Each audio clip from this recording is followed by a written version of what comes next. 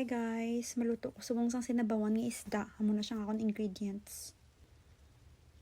Nagiyad ko sang dako nga kamatis akay nanamian ko pag damo siya kamatis. Tapos damo man nga sibuyas dahon.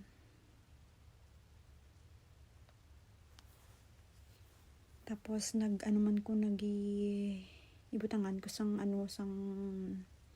Bombay. Ang gigamit ko nga Bombay ang sweet onion na pala.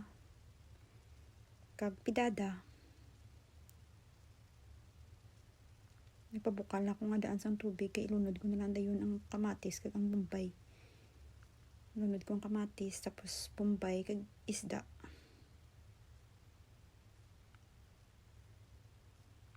Tapos pabukalan hasta nga maluto ng isda. Luto na gawang isda guys. Ibutangan ko sang tanglad kay nami pag may tanglad. Tapos imbutang ko ng pidada. Ang pidada na kahang siya gawa.